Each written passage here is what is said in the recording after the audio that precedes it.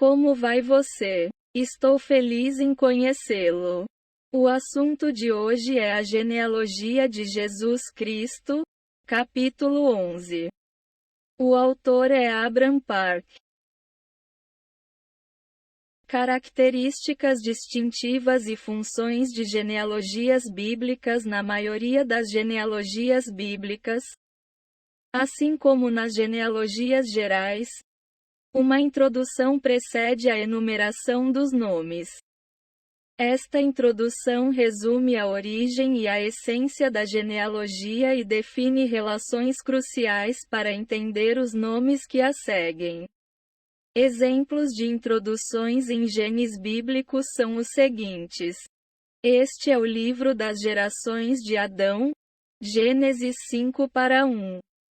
Estas são as gerações de Sem, Cã e Jafé, filhos de Noé, Gênesis 10:1. Agora, estes são os registros das gerações de Isaque, filho de Abraão, Gênesis 25:19.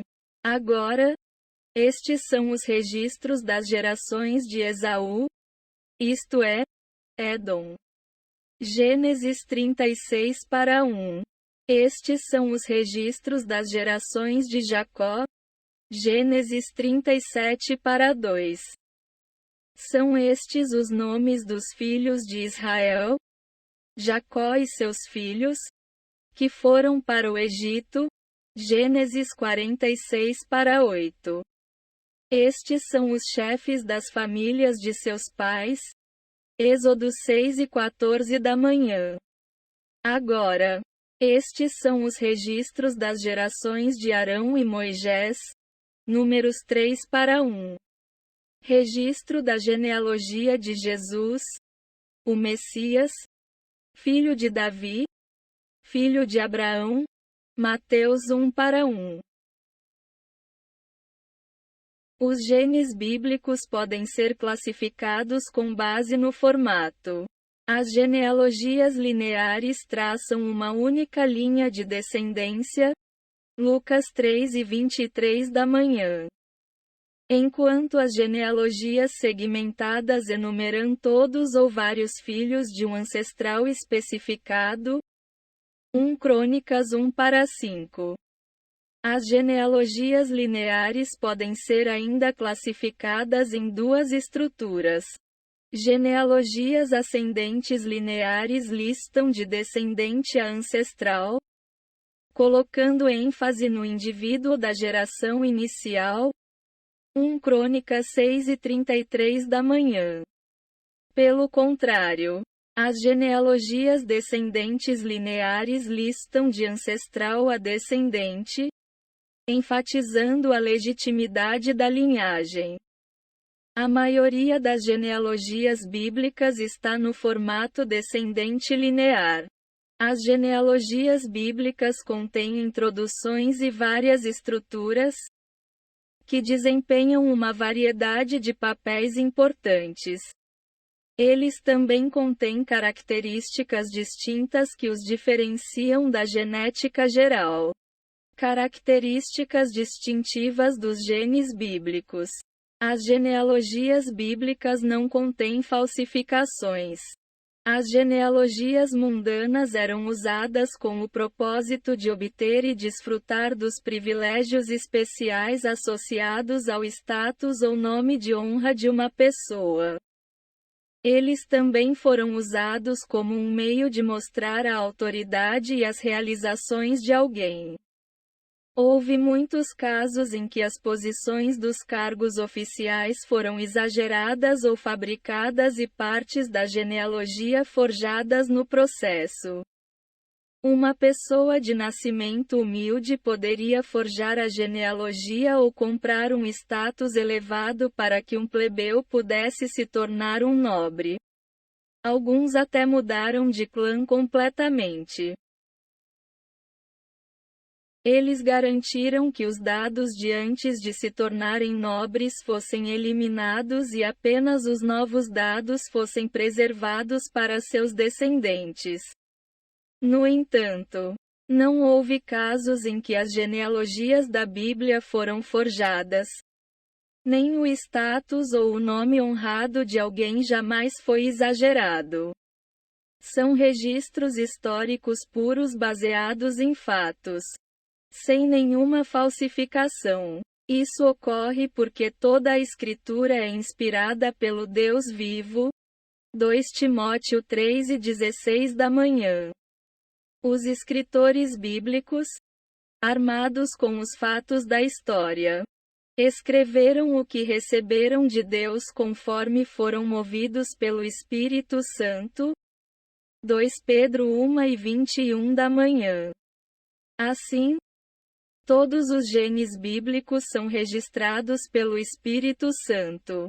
Eles contêm a admirável administração de Deus da história redentora e sua misteriosa e profunda providência. Os genes bíblicos não contêm nenhuma interrupção. Desde os tempos antigos, houve muitos casos em que até mesmo as famílias mais nobres não puderam preservar sua linhagem porque não tiveram descendência. Na Coreia, os clãs mais nobres são geralmente as famílias da linha primogenitária. A linha primogenitária consiste nas famílias dos filhos mais velhos que nasceram através da esposa legal, em oposição a uma concubina ou amante do progenitor. Um dos requisitos de um clã tão nobre de linhagem primogênita é que possuam um histórico de pelo menos 15 gerações na linhagem. Embora algumas famílias afirmem ser da linha primogenitária, tais linhagens físicas raramente existem.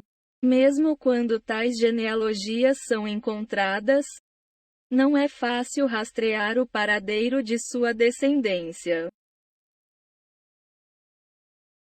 A dinastia Goryeo, uma das dinastias mais longas da história da Coreia, durou 34 gerações durante um período de 475 anos, de 918 a 1392 Anno Domini, de Wanggeon até o rei Gongyang.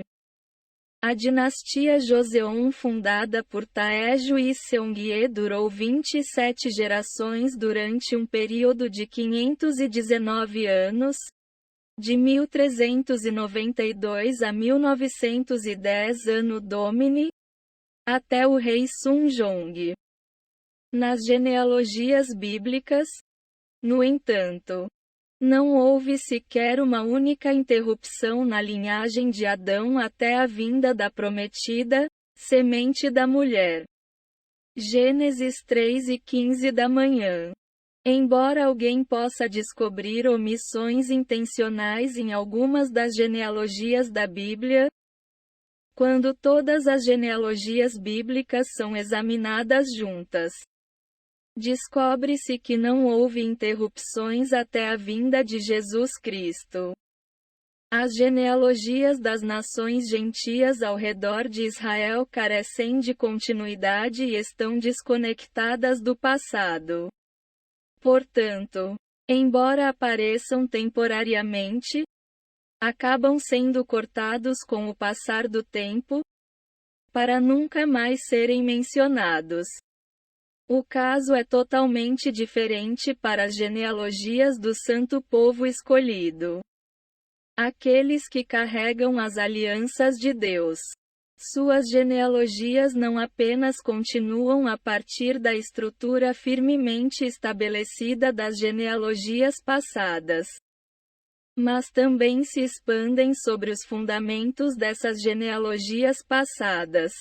Por exemplo, a genealogia encontrada em Gênesis 29:31 revela os nomes e os significados dos nomes dos 11 filhos de Jacó de suas 4 esposas.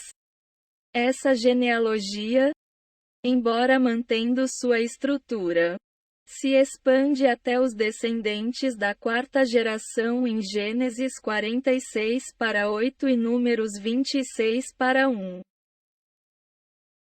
Funções das genealogias. Eles revelam a sucessão da linha direta de descendência. 1 Crônicas 1:1 registra a linha direta de descendência de Adão conforme lista: Adão, Sete, Enos, Quenã, Malaleel, Jared, Enoque, Matusalém, Lameque, Noé, Sem, Cã e Jafé. Por meio desse tipo de linhagem, podemos determinar o ancestral de cada pessoa. Cada vez que a Bíblia apresenta uma pessoa, ela inclui um registro dos antepassados, ou pelo menos um registro do pai. Até 5, 6 ou até 7 gerações de ancestrais, números 27:1, são registradas para figuras importantes como reis, sacerdotes e profetas. Eles registram fatos históricos importantes. As genealogias bíblicas não apenas mostram relações de sangue lineares, mas também registram fatos históricos importantes que ocorreram entre as gerações. Por exemplo, 1 Crônicas 1:19 da manhã afirma: 2 filhos nasceram a Éber.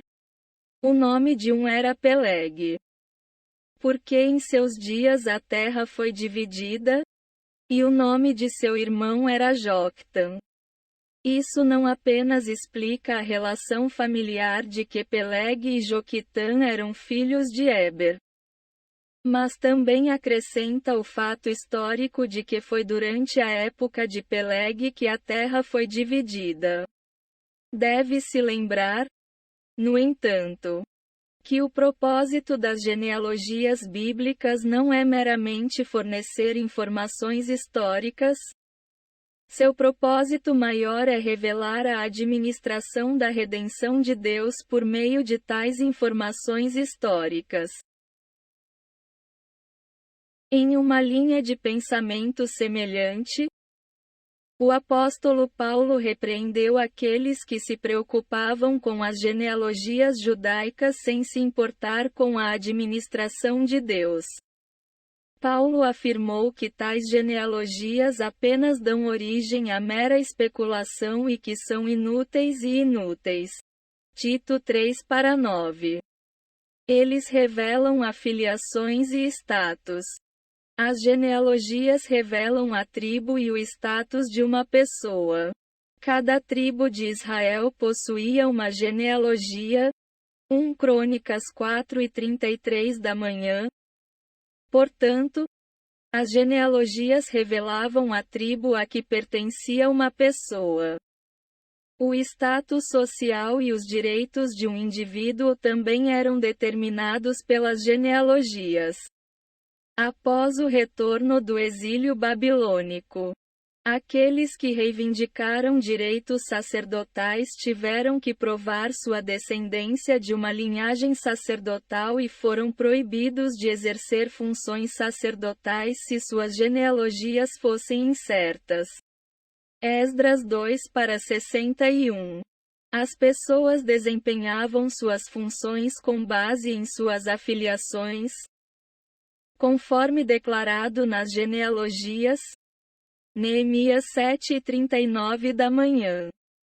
Levar as genealogias levianamente era como levar levianamente as afiliações e o status de alguém. A relação entre os genes bíblicos e a história da redenção. Em geral, as funções das genealogias bíblicas incluem revelar relacionamentos familiares e explicar importantes verdades históricas. No entanto, da perspectiva histórica da redenção, as genealogias bíblicas são muito mais significativas por muitas razões. As genealogias bíblicas são resumos e indicadores progressivos da história da redenção. A história bíblica, que começa com o livro do Gênesis e termina com o Apocalipse a João, é a história da redenção. As genealogias são resumos da essência da administração misteriosa na história da redenção.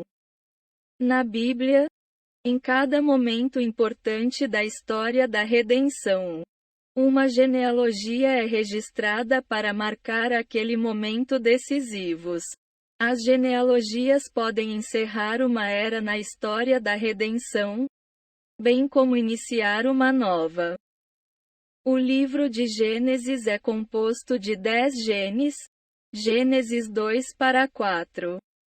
O livro de Ruth, em sua conclusão, apresenta uma genealogia que começa com Pérez e termina com Davi, Ruth 4:18 da manhã.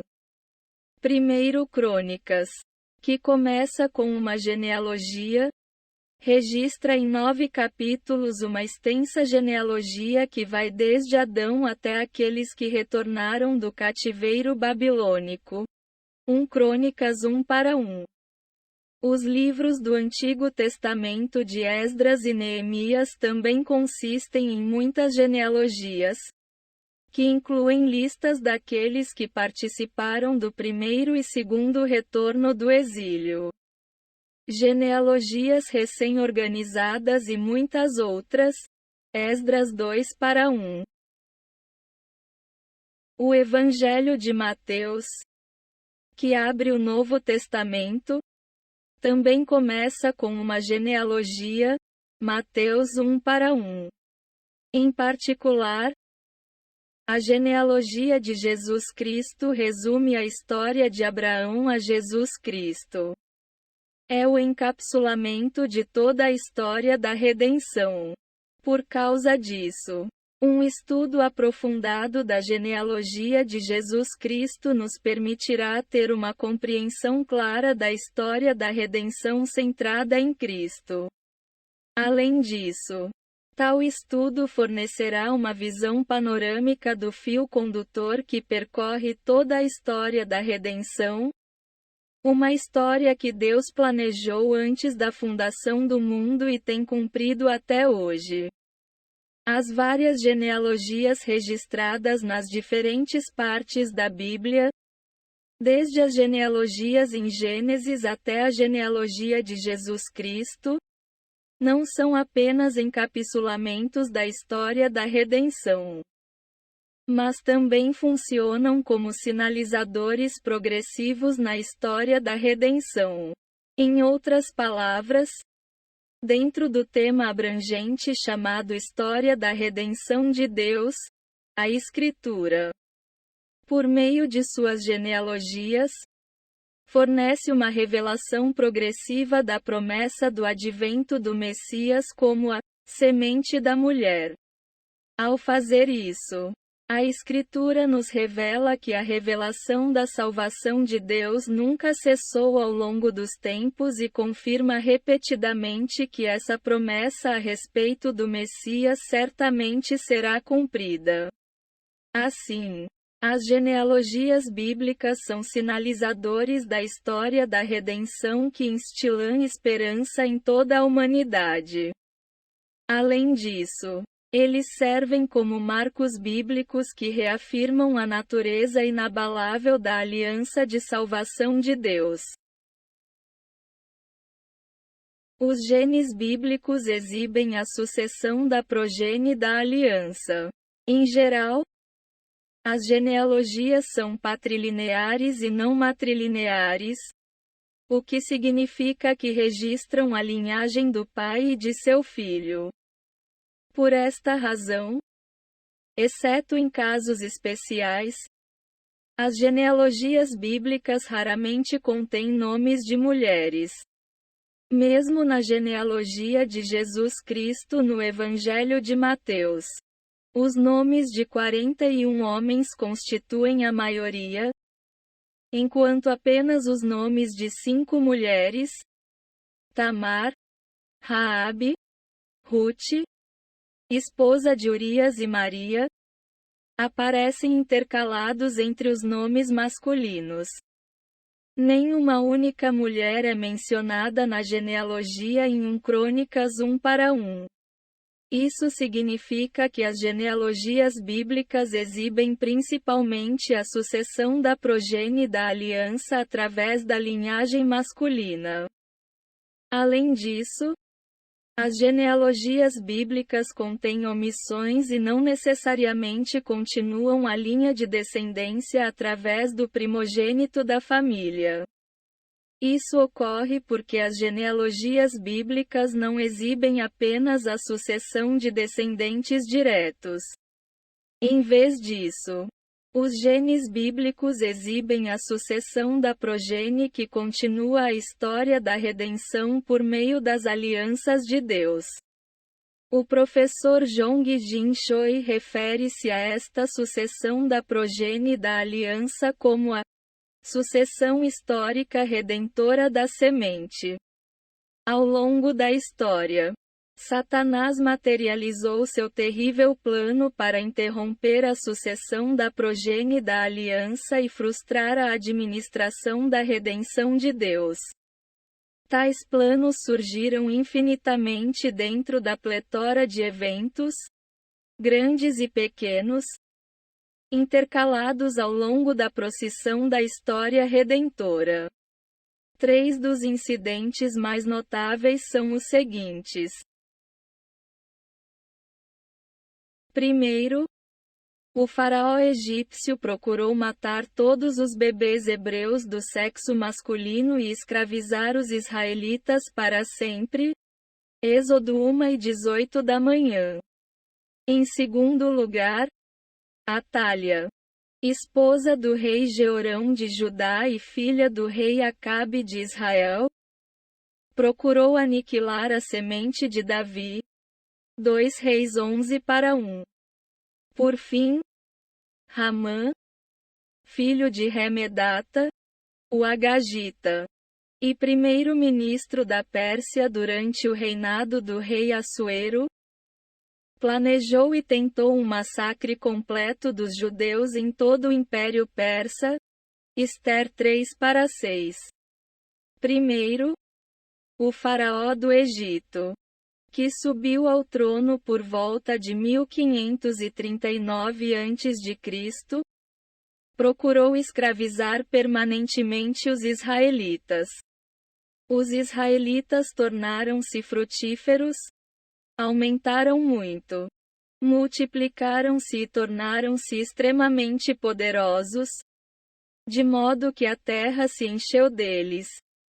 Êxodo 1:7. O faraó egípcio, o rei que não conhecia José. Êxodo 1:8. Ficou preocupado por causa dos numerosos filhos de Israel. Para suprimir sua procriação, os egípcios os afligiam e tornavam suas vidas amargas.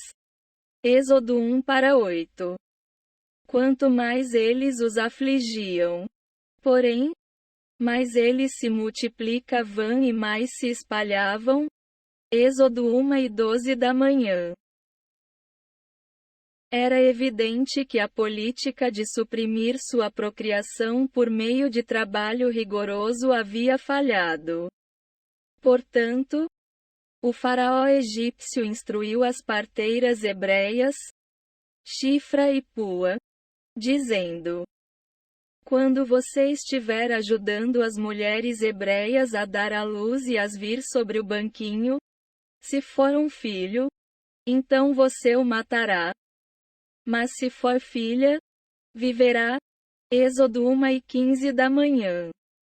No entanto, as parteiras temerão a Deus e não fizeram o que o rei lhes ordenara. Eles deixaram os meninos viverem. E o povo se multiplicou e se tornou muito poderoso. Êxodo 1:17 da manhã. Quando seu plano de matar secretamente os meninos por meio das parteiras falhou, Faraó ordenou, dizendo: todo filho que nascer você deve lançar no Nilo. E toda filha você deve manter viva. Êxodo 1:22 da manhã. Assim, ele pediu um massacre implacável de crianças em nível público e nacional.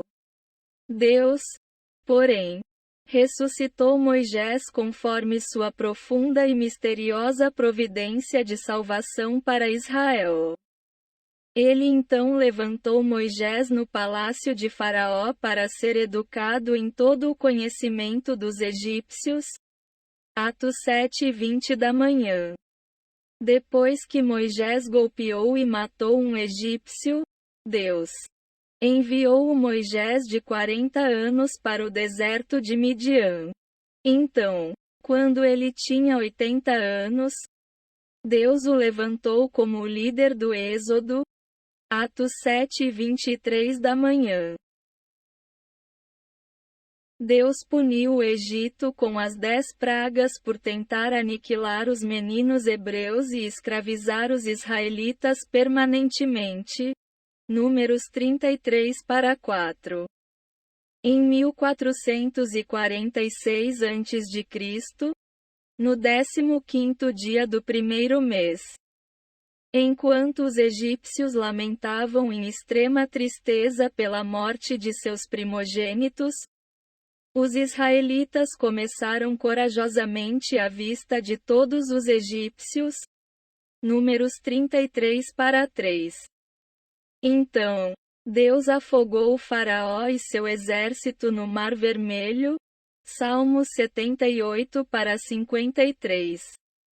Tudo isso aconteceu porque Deus se lembrou da aliança que jurou a Abraão, Isaque e Jacó.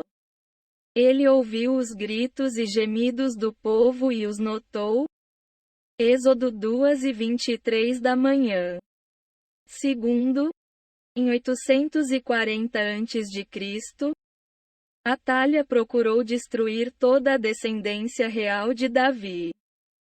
Quando Atalha viu que seu filho Acasias havia morrido, ela procurou destruir toda a descendência real de Davi para que ela pudesse se tornar rei.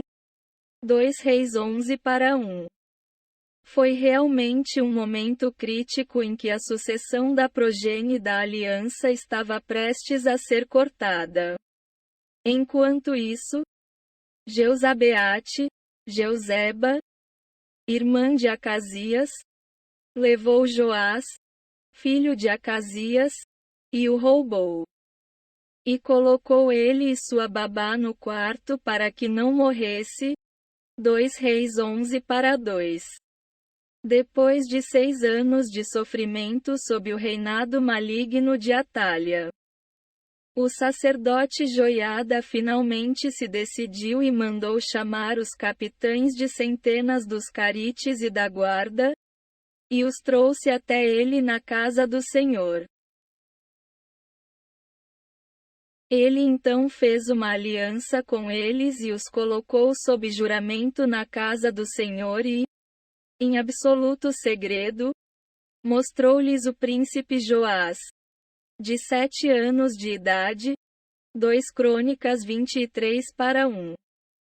Imagine a surpresa e alegria deles quando viram Joache. Eles acreditavam que toda a semente de Davi havia sido destruída por Atalha 6 anos atrás. Embora Joás fosse apenas uma criança de 7 anos.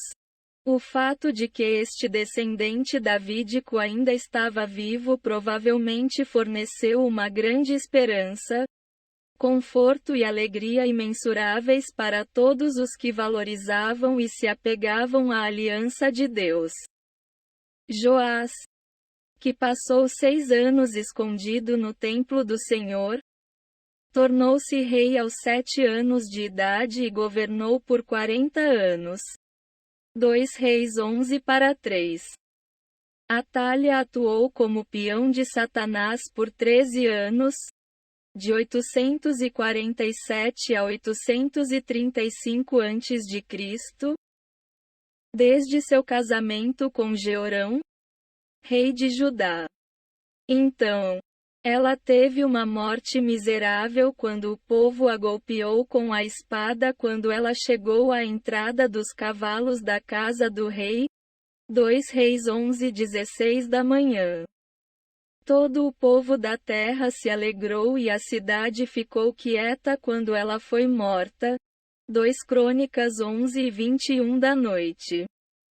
Como parte de sua providência, Deus escondeu Joás para que a descendência real de Davi fosse preservada, e a chama moribunda da lâmpada de Judá, o reino do sul, queimou intensamente mais uma vez.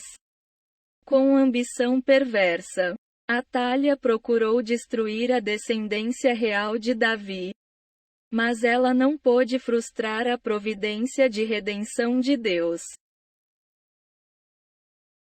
Terceiro, por volta de 474 a.C., Ramã, filho de Remedata, o Agagita, descendente de Amaleque. 1 Samuel 15:8, planejou aniquilar os judeus.